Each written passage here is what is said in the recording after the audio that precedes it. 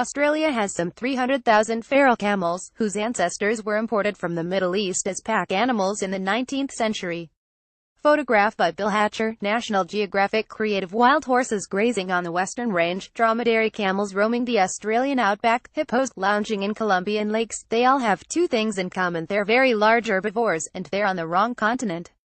They were imported from their native range by people, in the case of the hippos, by the now-deceased drug lord Pablo Escobar, whose private zoo the beasts escaped from. The conventional view among ecologists is that these species and other expatriate herbivores are an ecological problem. A new study takes issue with that, arguing that we should welcome them in their new ranges. According to the authors, out-of-place beasts are either replacing grazing animals that humans drove extinct thousands of years ago, or preserving their own species from extinction, or both. Of the 76 herbivores in the world that weigh more than 100 kilograms 220 pounds, 22 have substantial populations outside their native ranges, according to ecologist Eric Lundgren of Arizona State University and his colleagues. Of those 22, half are threatened or extinct in their native ranges. Some of the new populations are feral, that is, they're wild now but are descended from domesticated versions of extinct species.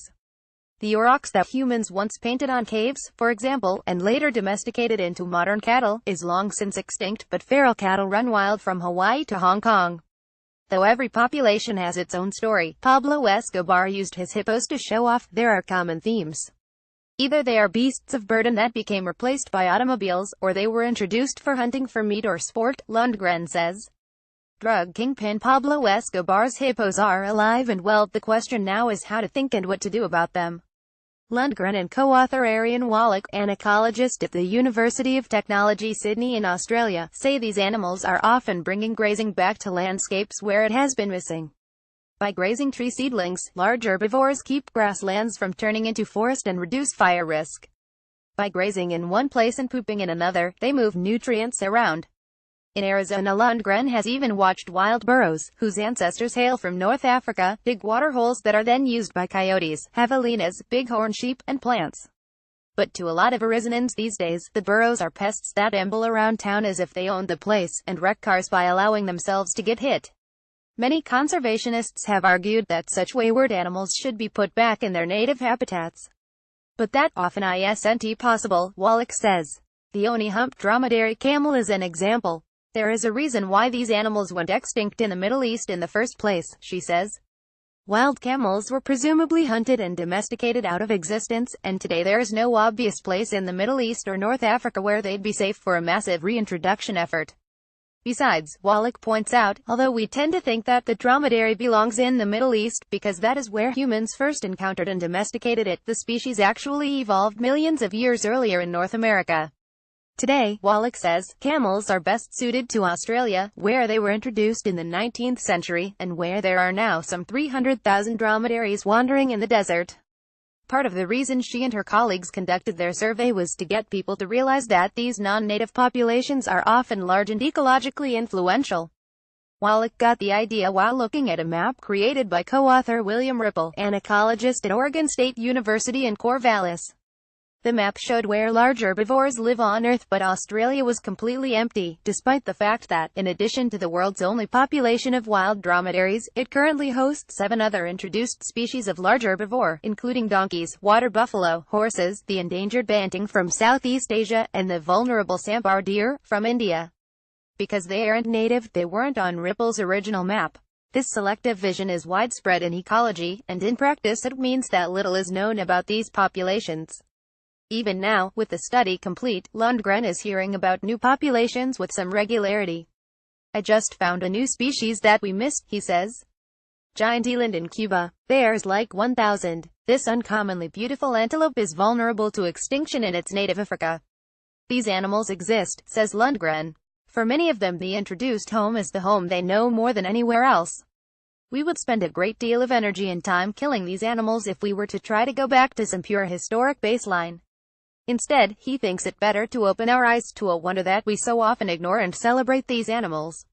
Other ecologists are not yet breaking out the champagne. Daniel Simberloff of the University of Tennessee studies the impact of non-native species on ecosystems, and he says Lundgren and his colleagues have unfairly stacked the deck, reporting only the positive impacts of the invasive herbivores and ignoring the problems they cause. Camels for Christ's sake, Simberloff says. There is an entire book and many papers about the many inimical impacts, ecological as well as economic and social, of feral camels. Indeed, studies suggest that the desert wanderers damage and foul water holes in springs, including those that have cultural significance to Aboriginal people. The taciturn beasts have also locally wiped out tasty plants such as the quandong, a delicious fruit in the sandalwood family. Given the extinction of wild camels in Arabia, Simberloff says, a carefully managed conservation herd could be kept down under. But they don't have to roam over half of Australia. Wild horses, these are in the McCullough Peaks Herd Management Area near Cody, Wyoming, are a contentious issue in the American West. Photograph by Bob Smith, National Geographic Creative. Other researchers like the idea of taking another look at invasive populations, in theory. But they say the devil is, as always in ecology, in the details. Eric Beaver, a United States Geological Survey ecologist based in Bozeman, Montana, says that while some grazing on a landscape might be great, too much can reduce the diversity of other flora and fauna, from small mammals to plants. Without predators keeping these out-of-place herbivores in check, species like wild horses can become a real problem in the American West. I love riding horses, Beaver says. In a romantic sense, it is a beautiful thing to watch them from an ecologist's perspective. He trails off, then quotes ecologist Aldo Leopold. One of the penalties of an ecological education, Leopold once wrote, is that one lives alone in a world of wounds. Much of the damage inflicted on land is quite invisible to laymen. For Beaver, the intensive grazing of wild horses, though it's far outweighed by the impact of domestic cattle, is one such wound. Wallach, who isn't a layperson, doesn't see it that way. The landscape that so many ecologists associate with natural health in Western North America isn't natural, she says. It was actually created by the extinction, starting more than 10,000 years ago, of the many large animals that lived in North America during the Pleistocene ice ages. Human hunters were the main culprit, and the result was a greener, woodsier world with less grazing in it. The concept of overgrazing tells us about ourselves, Wallach says. When one says animals are overgrazing, one is really saying I feel that this landscape has a grazing impact that I don't like. Next, invasive elephants. Cornell ecologist Harry Green, for one, is willing to go beyond celebrating the herbivores we've already introduced. He thinks we should consider introducing more, as proxies for the Pleistocene animals that went extinct. North America used to host a lot of mammoths, and burros, wild horses, and cattle don't exactly replace these enormous browsers. Elephants might though, and Green proposes we do an experiment to see how they would interact with a modern American ecosystem. We have over 100 Asian elephants in the country now, and there is increasing sentiment to get them out of zoos, he says. Why not create a controlled herd, behind fences, and study them threatened by habitat loss and poaching in Africa and Asia? Elephants might one day, in this view, find refuge in America. If the only elephants left on Earth were a North American herd that started with zoo animals, that would still be better than no elephants left on Earth at all, Green says. Follow Emma Maris on Twitter.